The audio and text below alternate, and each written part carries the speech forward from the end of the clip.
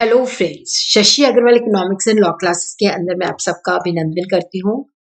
आज का जो हमारा सब्जेक्ट है बिजनेस ऑर्गेनाइजेशन है और जिसके अंदर हमारा जो चैप्टर है that is the concept of entrepreneur, जिसके अंदर एंटरप्रेन्योर को हम उद्यमी भी कह सकते हैं।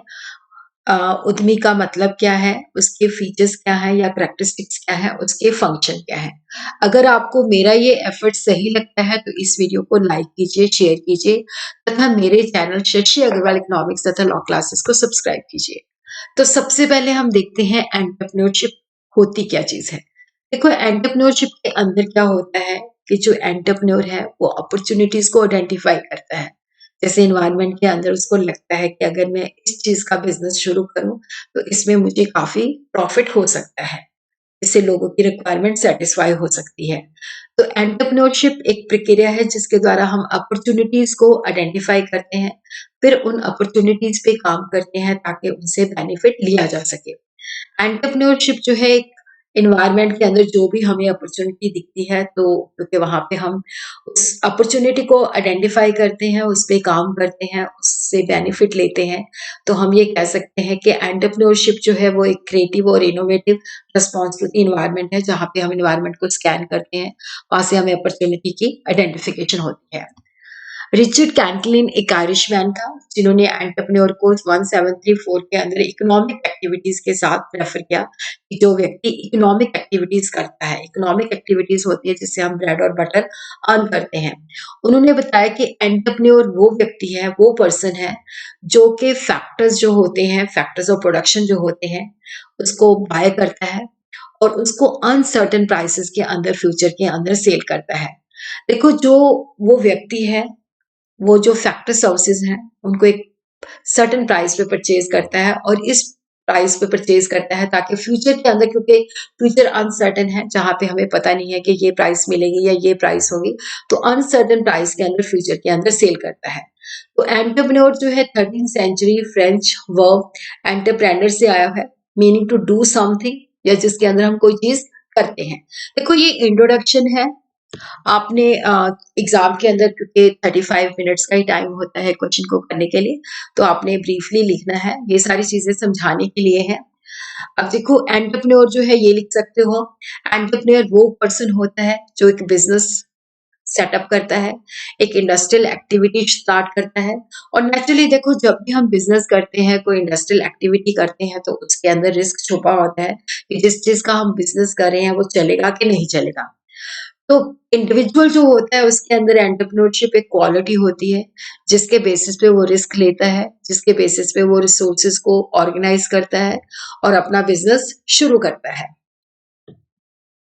एंटरप्रेन्योर जो है मैनेजर से डिफरेंट होता है। एंटरप्रेन्योरशिप जो है मैनेजमेंट से भी डिफरेंट होती है, क्योंकि मैनेजर जो होता है एम्प्लॉय होता है, जो ऑर्गेनाइजेशन उसको रिसोर्सेज देती है उसी के अंदर ही काम करता है। एंटरप्रेन्योर जो होता है चेंज एजेंट होता है, जो इन्वायरमेंट को स्कैन करके अपॉर्चुनिटी को आइडेंटिफाई करता है, रिस्क लेता है। लेकिन जो मैनेजर होता है उसको ऑर्गेनाइजेशन रिसोर्सेज देती है, वो उसी के हिसाब से ही काम करता है।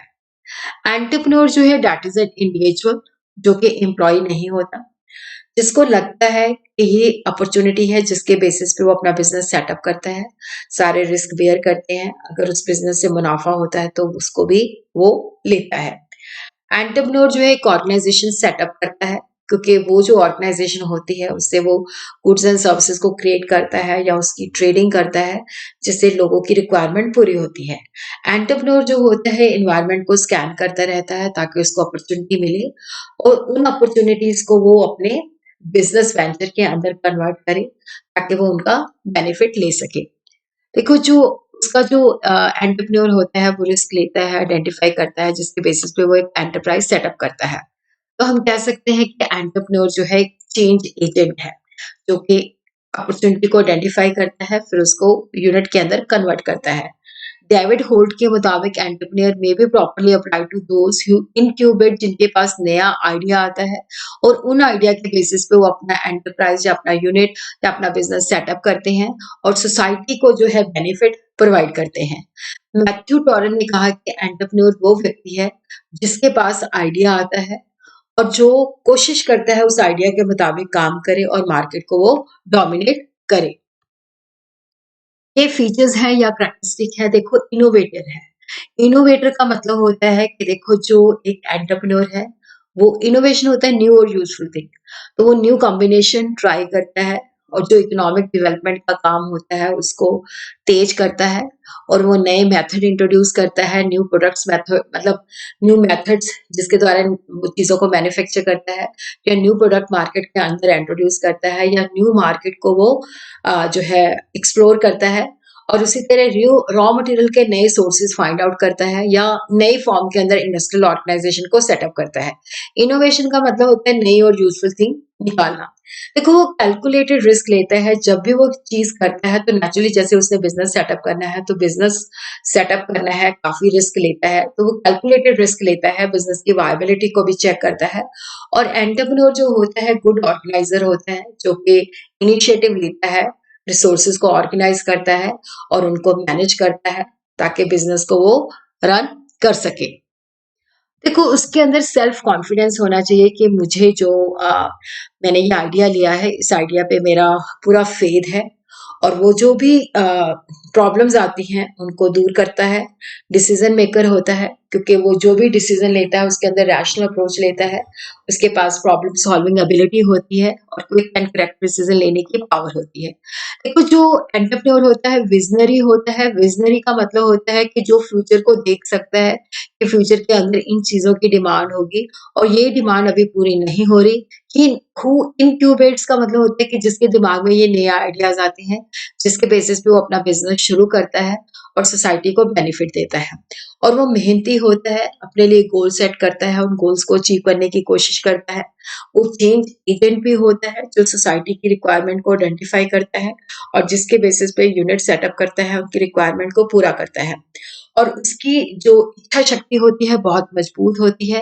वो गोल्स को अचीव करना चाहता है, चैलेंजेस को फेस करता है, प्रॉब्लम्स को दूर करता है और वो आशावादी, हाईली ऑप्टिमिस्टिक का मतलब होता है वो आशावादी होता है और उसको लगता है कि मैंने ये यूनिट लगाया है तो वो पूरी जान लगा देता है इसको सक्सेसफुल बनाने में। और वो टेक्निकली भी क्वालिफाइड होता है जिसके बेसिस पे वो न्यू मेथड्स ऑफ प्रोडक्शन और डिस्ट्रीब्यूशन ऑफ गुड्स जो होती हैं उनको हैंडल करता है। और वो सोसाइटी के प्रति भी रिस्पॉन्सिबल होता है क्योंकि जब वो यूनिट सेटअप करता है तो लोगों को एम्प्लॉयमेंट भी प्रोवाइड करता है और वो फ्यूचर के लिए प्लानिंग करता है। और उसके पास कम्युनिकेशन की एबिलिटी भी स्ट्रांग होनी चाहिए ताकि वो लोगों के साथ रैपिड बना सके, उनके साथ कम्युनिकेट कर सके और उसके पास लीडरशिप एबिलिटी भी होनी चाहिए ताकि वो दूसरों को इन्फ्लुएंस कर सके, उनको मोटिवेट कर सके। Functions of an entrepreneur: creativity, element of risk, paperwork, technical skill, industrial and economic development. देखो वो क्रिएटिविटी और इनोवेशन उसमें होती है क्योंकि वो हट के सोचता है जिसके बेसिस पे अपना बिजनेस शुरू करता है। इनोवेशन का मतलब होता है कि वो नई और यूजफुल जिसके अंदर वो न्यू प्रोडक्ट्स इंट्रोड्यूस करता है, न्यू मार्केट को एक्सप्लोर करता है, न्यू प्रोसेस जो होता है प्रोडक्शन के अंदर अप्लाई करता है, न्यू और better sources of raw material find out करता है, न्यू ऑर्गेनाइजेशन के जिसमें वो कर सकता है। तो क्रिएटिविटी का मतलब होता है नई चीजें करना। देखो क्रिएटिविटी एक सब्जेक्टिव कंसेप्ट है।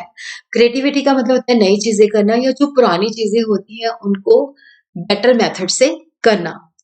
और देखो यहाँ पे जो एंटरप्रेन्योर है वो एक ऑप्टिमिस्टिक होता है, आशावादी होता है और वो रिस्क लेता है क्योंकि जब वो बिजनेस सेटअप करता है तो डेफिनेटली ही टेक्स ए रिस्क कि बिजनेस चलेगा कि नहीं चलेगा। तो वहां पे जब वो रिस्क लेता है तो पूरा कैलकुलेटेड रिस्क होता है, ये नहीं है कि बिना किसी रिस्क को कैलकुलेट किए ही वो रिस्क ले लेता है। वो ही टेक्स कैलकुलेटेड रिस्क और कोशिश करता है कि अपने बिजनेस के अंदर क्रिएटिविटी और इनोवेशन, डाइवर्सिफिकेशन और एक्सपेंशन के माध्यम से उसको वो मिनिमाइज करने की भी जो चैलेंजेस होते हैं उनको मिनिमाइज करने की भी कोशिश करता है। देखो जो एंटरप्रेन्योर है वो रियलिस्टिक होता है जो अपने सपनों को पूरा करना चाहता है। He is realistic and dreamer who dreams of setting up his own venture. Venture का मतलब होता है कि उसने अपना यूनिट सेटअप करना है और यूनिट सेटअप करने के लिए वो देखता है कि मार्केट के अंदर इसकी डिमांड है या नहीं है, तो काफी सारी रिसर्च करता है और काफी सारे पेपर वर्क भी करता है ताकि उसको वायबल वेंचर जो है, वायबल वेंचर का मतलब है कि उसको सुटेबल अपॉर्चुनिटी मिल सके और वो उसकी वायबिलिटी और फिजिबिलिटी को डिफरेंट एंगल से, मार्केटिंग एंगल से, कमर्शियल एंगल से, टेक्निकल एंगल से, फाइनेंशियल एंगल से असेस करता है। एनवायरनमेंट को भी स्टडी करता है और एनवायरनमेंट को भी स्कैन करता है ताकि उस अपॉर्चुनिटी को वो एक्सप्लॉइट कर सके। गुड एंटरप्रेन्योर के अंदर देखो टेक्निकल स्किल होनी चाहिए, जिसके बेसिस पे जब वो यूनिट लगाता है, उसकी प्रॉपर प्लानिंग करता है, ऑर्गेनाइजिंग करता है, लोगों को रखता है, उनको डायरेक्शन देता है और देखता है काम जो है प्लानिंग के अकॉर्डिंगली हो रहा है, सब चीज़ों को कोऑर्डिनेट भी करता है। तो जितने भी बिज़नेस के फंक्शन होते हैं, जैसे मार्केटिंग है, प्रोडक्शन है, एचआर है, फाइनेंस है, उन सबको कोऑर्डिनेट करता है, ताकि ऑर्गेनाइजेशन के ऑब्जेक्टिव अचीव हो सके। और उसी तरह जो देश की इंडस्ट्रियल और इकोनॉमिक डेवलपमेंट होती है, उसके अंदर उस भी इसका कंट्रीब्यूशन बहुत ज़्यादा होता है, क्योंकि देश तभी ग्रो करता है अगर हमारे देश के पास क्वालिटी एंटरप्रेन्योर हो। वो अपना वेंचर सेटअप करता है, जो गुड्स एंड सर्विसेज की प्रोडक्शन करता है, जिससे जीडीपी इंक्रीज होती है, वो लोगों को एम्प्लॉयमेंट जनरेट करता है और लोगों का स्टैंडर्ड ऑफ लिविंग इंक्रीज होता है। तो इस तरह से इंडस्ट्रियल और इकोनॉमिक डेवलपमेंट के अंदर भी उसका रोल बहुत ज़्यादा इम्पोर्टेंट होता है।